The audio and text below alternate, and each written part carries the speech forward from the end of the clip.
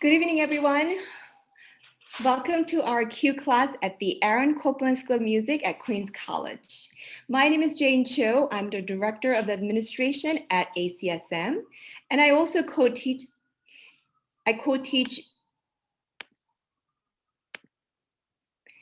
music career development class with Professor Michael Lipsey, and thank you everyone for joining this evening.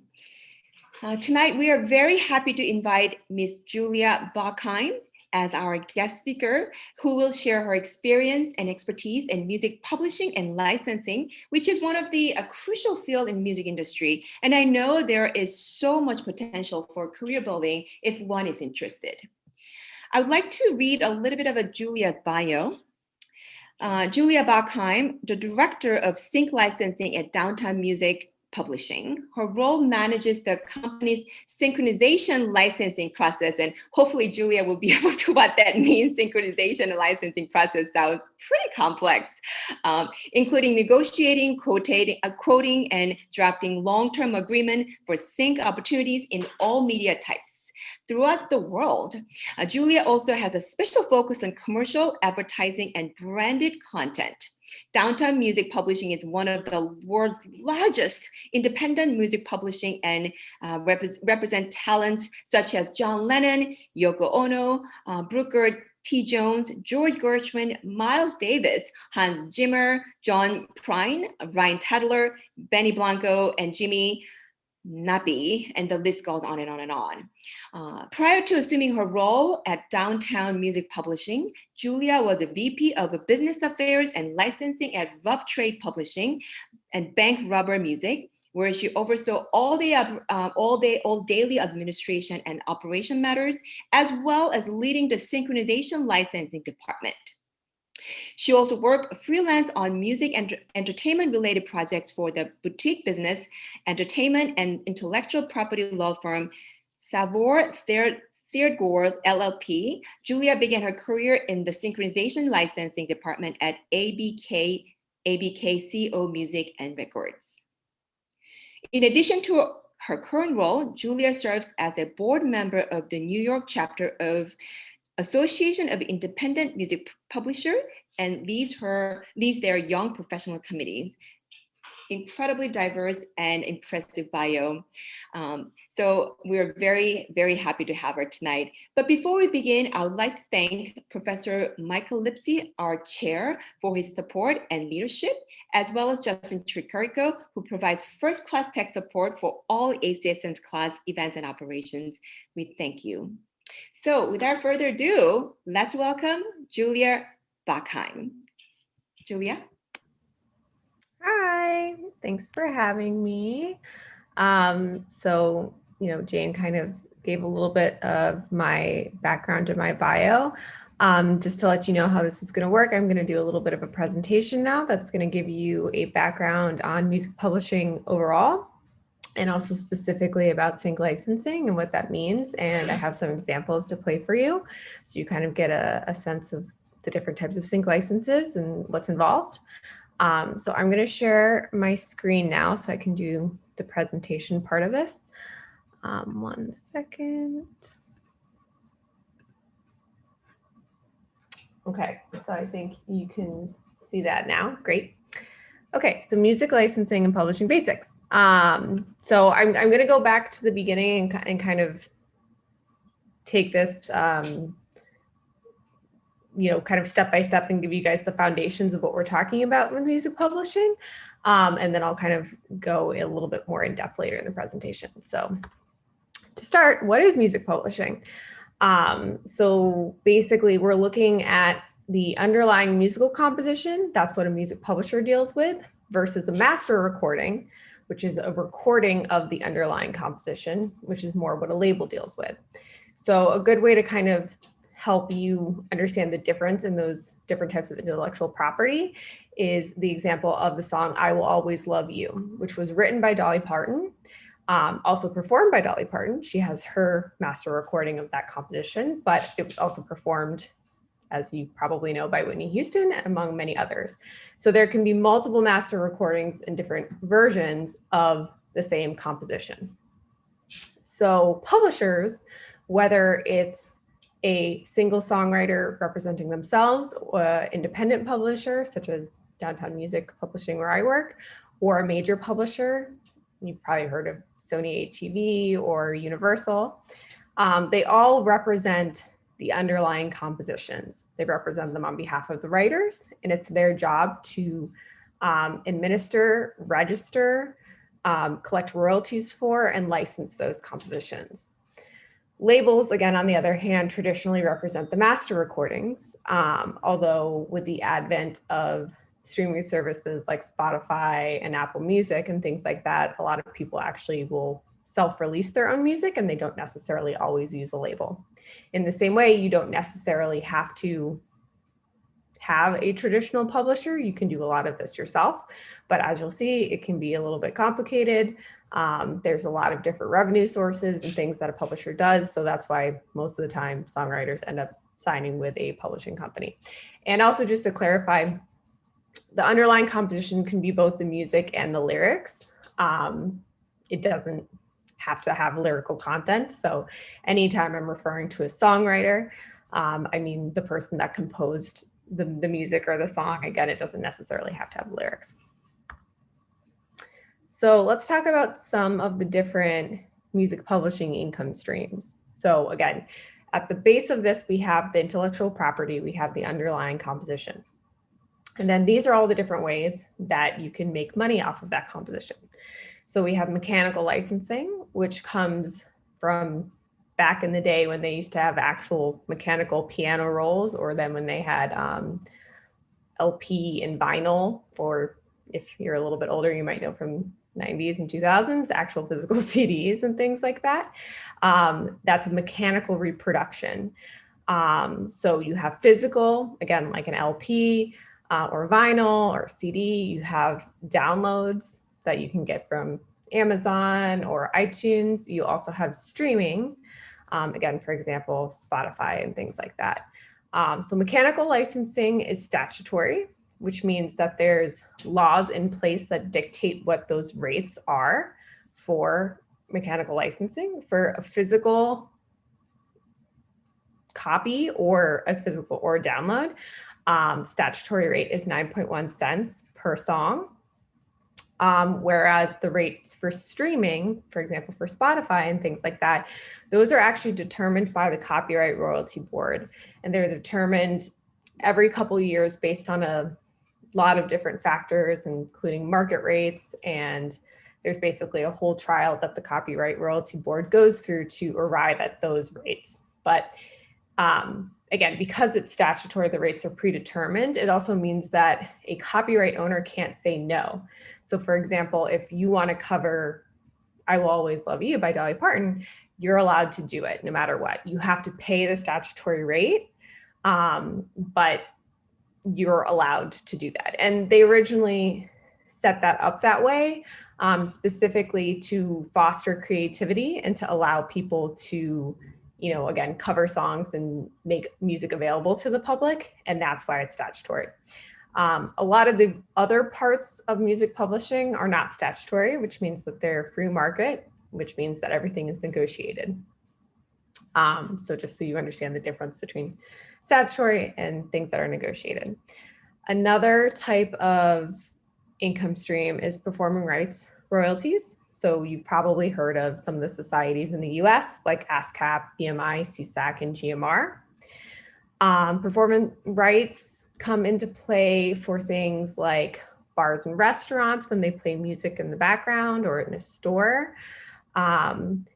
There's performing rights royalties for streaming music. So for example, Spotify or Amazon Music. And then there's also performing rights for when a song is synchronized in, say, a television show or a film, and that gets played or broadcast on television or a streaming service like Netflix. There's also performing rights for that because it is a performance of that product, that film or whatever it is, to the public. So there are royalties involved. So in the US, ASCAP, CSAC, BMI, and GMR, they license those rights on behalf of songwriters. Outside of the US, most countries have a performing rights organization for their country. Usually there's just one. Again, in the US, it's a little bit of a different setup. And again, they negotiate licenses on behalf of the songwriters and publishers. There's also print, which again is just the physical, either physical or digital copies of the music, whether it's the lyrics or the actual music notation itself, or sometimes both together. Or again, if you quote the lyrics in something. So for example, if you're writing a book and you want to use a lyric as the name of a chapter, then you would need a print license for that. And the final kind of large income stream that you see in music publishing is synchronization licensing, which again, I'm gonna get a little bit more into the nitty gritty about that.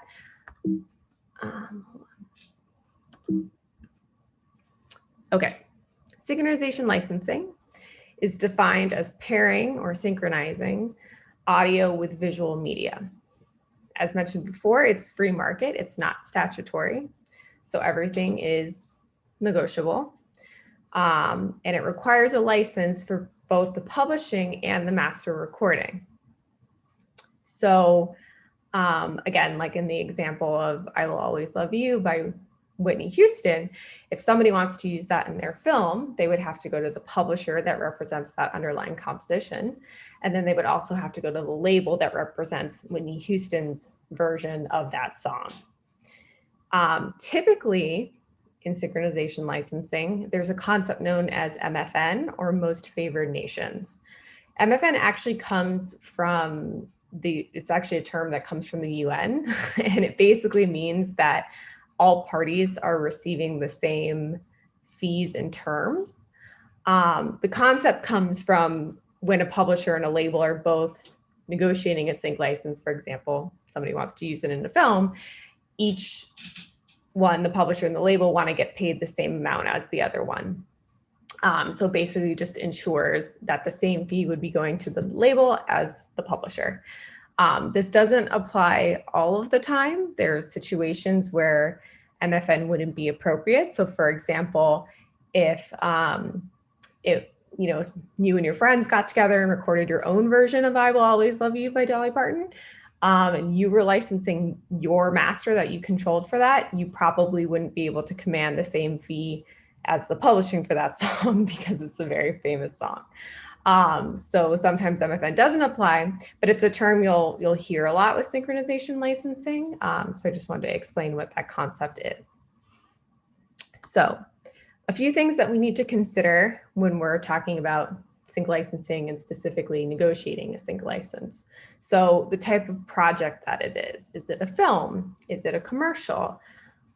Is it a television show? What media territory and term does the person or the entity need? Are they broadcasting this as a television commercial over TV? Are they just putting it online on their website? Are they doing it worldwide, or are they doing it just in the US? Are they doing it just for 1 month or a couple months, or are they doing it in perpetuity, which means forever?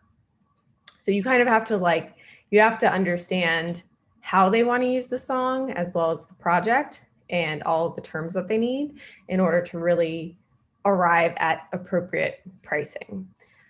You also want to take into consideration the stature of the song and the writer and the artist. So again, obviously, an indie band that's not very well known won't necessarily command as high a fee as, say, like the Rolling Stones or the Beatles or something like that. You often want to think about what other music is being used in the project. Again, is this the only song in the commercial? Is it a film and they're using 30 other songs? Is it being used, the next one, type of use, like is it being used in the background of a bar scene where you can kind of barely hear the music, or is it under a huge montage that's the climax of the film?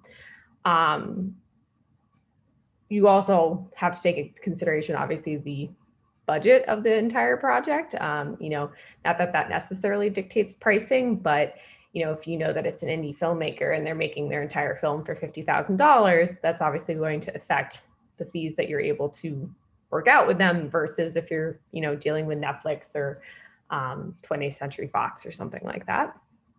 And then also you want to take into consideration the licensing history of the song. So certain music works really well for sync. Again, certain music really pairs well with visuals, whether it's because it has a lot of build, whether it's because it has specific lyrics that people relate to.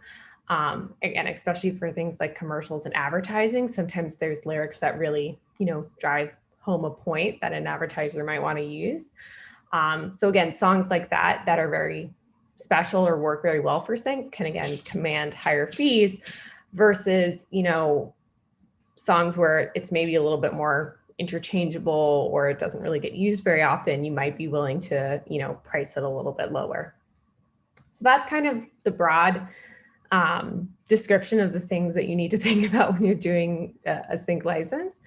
But I wanted to kind of go into a little bit of a case study with you guys and give you guys some examples of, what this actually looks like in real life. So as part of my role at Downtown Music Publishing, we represent John Sebastian, who wrote a song called Welcome Back. This has been really interesting dealing with this song this year specifically, because with COVID and everything shutting down and then things kind of opening up again last summer, shutting down again, they're opening up again. That song, Welcome Back, has really had kind of a renaissance. It really works in the zeitgeist of what's happening right now. So I'm gonna basically play you some examples. So the first video that I'm gonna show you is actually the original use. So this song, Welcome Back, was used in a show called Welcome Back, Kotter. I forget exactly when it aired, but I'll play you a couple seconds of it. And this is where it kind of originally got famous. So a lot of people know this from this original use.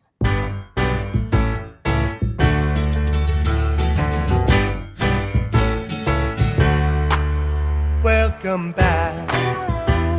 Your dreams were your ticket out. Welcome back to that same old place that you laughed about. Well, the names have all changed since you hung around, but those dreams have remained and they've turned around. Okay, so Well, sorry, it skipped ahead a little bit. Okay, one more. One more back. Okay, sorry. Bear with us with our technical difficulties. Anyways, so that's kind of the original use of Welcome Back where that song got really popular. So like I said, this year, it's a very well-known song. The lyrics work really well. It's talking about welcome back. It's talking about coming home. It's upbeat. So we've gotten an incredible amount of interest from the song for different kind of advertising and commercials. And this specific series of examples is interesting because it really underlines the point of the difference between the underlying composition and the master recording. So this first use that I'm going to show you, and if you watched television probably at all this summer, you probably saw this commercial, but it's a use for Applebee's, and it is using obviously the Welcome Back composition, but it's also using the original master. So I'm going to play you this one. welcome back to that same old place that you laughed about. Well, the names have all changed since you hung around, but those dreams have remained and they've turned around. Who'd have thought they'd lead you? Who'd have thought they'd lead you? Back here where we need you. Back here where we need you. Okay. Sorry, I was trying to figure out how to pause it, but okay, yeah. So that's the example. Again, you might have seen this ad from over the summer that uses the original master recording. And again, the song Welcome Back by John Sebastian. So John Sebastian actually re-recorded some of these songs. So there's actually a master recording that he owns. So when people want to use the song, we try to see if they want to use his version of the master recording. And kind of to go back a step to, when we talked about how synchronization licensing is a free market and it's not statutory. Practically what that means is that you have to get everyone's permission. So, when you go to the publisher, you have to get their permission to use the song. Sometimes it's just one publisher. Sometimes a song can have literally 15 to 20 publishers, depending on how many writers are on the song and who represents those writers. So you have to get approval from every single party. And I think I talk about it on another slide, but I'll bring it up now. There's some myths that kind of surround synchronization licensing in terms of what's known as free use. Basically, sometimes people think that if you use less than 30 seconds, or if it's for a non-commercial purpose, that you can use a song without permission, and that's not true. So basically, you always need permission. What that also means is obviously that people can say no. They can either say no for creative reasons, say if they don't want association with the project or with the brand, they can say no because of the terms or because of the fee. They can basically say no for whatever reason. Again, most people, I think, are very open to synchronization licensing because it's a good revenue stream. It's a good way of getting their music out there to new audiences. But again, you need everybody's approval. So, John Sebastian's very open. He won't necessarily deny a use if they don't use his master, but he prefers if they do use his master because he gets extra income for that. So I'm going to show you an example. I'm trying to get my mouse back. An example of another ad that we did, actually a local ad for PSCG, which is the local electric company on Long Island. That used, again, the same song, but this time it was John Sebastian's master. So again, we obviously handled the publishing portion because the publishing is the same in all of these examples, but the master recording is owned by different people. Here, I'll play this one, and you'll be able to tell it's a very similar vibe to the original master recording, but it is a little bit different.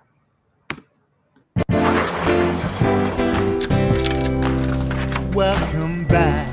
Welcome back, Long Island businesses. To those of you who had to close, we're delighted to see your lights on again. To the shops that stayed open and kept us all going, we thank you. Let's all support the neighborhood shops and restaurants we love and rely on. Welcome back, welcome back, welcome back. It's a new day and we're ready. Okay, so there's the example of that commercial, which again, same underlying composition, different master recording. So for our next example, you might also be familiar with an artist named Mace, who I believe sometime in the 2000s actually sampled the song Welcome Back in his song. Now, at the time, it was actually an illegal sample. He didn't get approval for it. So what he put out the song, he didn't go through the proper clearances. And then when it came out and it got really popular, he had to retroactively go back to the writer and see if they would approve. So they did approve, but what happened was that they retained complete control of the new song. So this example is actually using the master recording of the Mace song, but the publishing is actually the same. So again, different master recording owner, same underlying publishing, even though it does have slightly different lyrics. And this was used over the summer for MLB, for again, their Welcome Back to Sports. So I'm gonna play this example.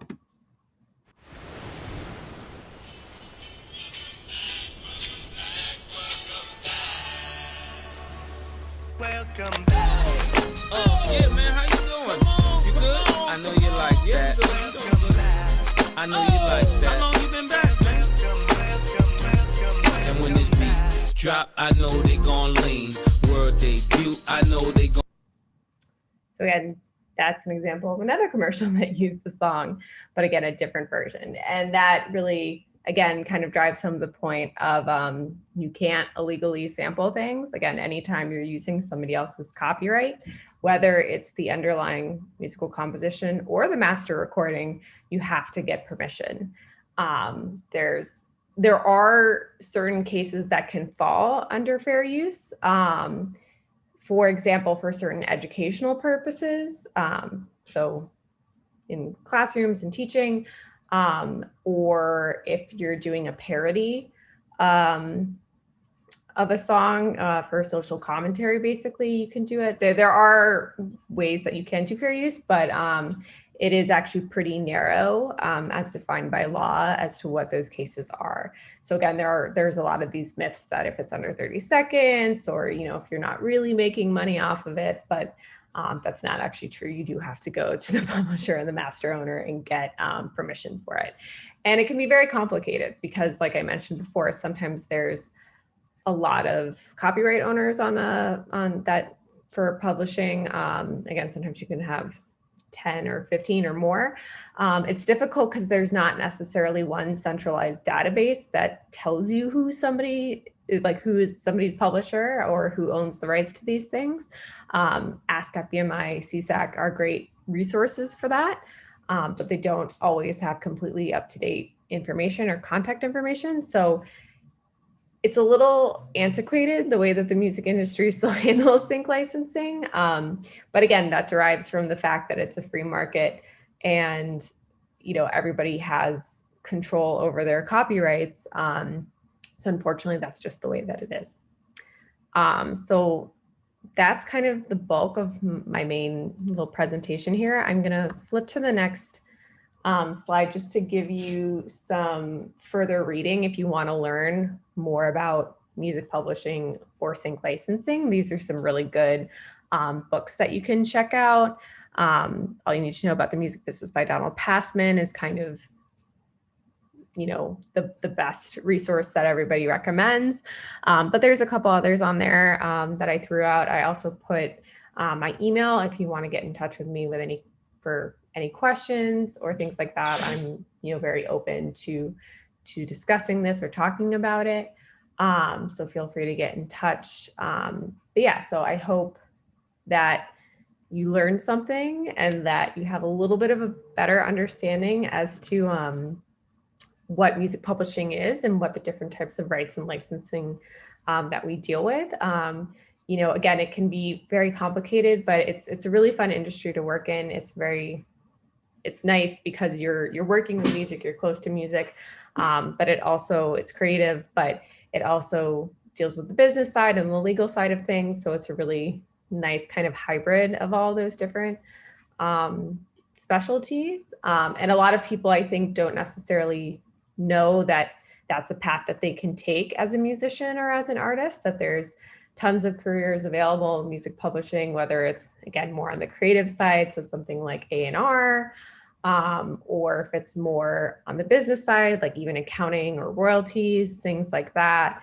Or even, publishers need IT people and tech people too. So there's a lot of different opportunities. And again, as Jane had mentioned, I'm on the New York board of the AIMP, the Association of Independent Music Publishers. And I would really encourage everybody to check out that organization, check out other music publishing organizations for other panels and educational content that we put together. If you want to learn more, if you want to network or find out more about that industry, we're definitely very open to that. So that's the bulk of the presentation. I'll stop sharing my screen now. Thank you so much, Julia. What a fascinating field. I love how you were able to share some of the case studies and just listening to the same very famous song and plugged into so many different things. And it's almost like, it's a lack of better expression. You go to a restaurant and you, instead of just looking at the plate that was prepared, but it's almost like looking into the kitchen and how everything was made. And it's almost like a demystifying, the process of this music licensing and publishing. And of course, there are so much more to talk about. I know it's a very complicated industry, but what you have presented was really concise and gives a really good, solid basics of music publishing and licensing. So we thank you. So those of you who are joining in the YouTube, this is a part of our QClass. A QClass is a free educational series presented online by top music industry experts and performing artists, open to students, faculty, and staff, and the general public. The class encourages and develop young artists' practical skills, encourage conversations across the diverse creative community, and promote public awareness of the importance of the arts. So we are continuing to have our Q classes throughout the rest of the semester, so it'll be coming to you. Tomorrow, I would like to make a quick announcement. We have a School of Music actually celebrating the month of women's history. So we have another event coming up tomorrow, Thursday at 5 p.m. You'll be able to find the information on the Aaron Copeland School of Music's website. We have invited our music alumni who are thriving in the music industry and also doing really interesting, career track. So we encourage everyone to join and also celebrate the women's history and their contribution in music. Okay. Without further ado, I think that wraps up this portion of the class, and we look forward to seeing you next time. Thank you for joining.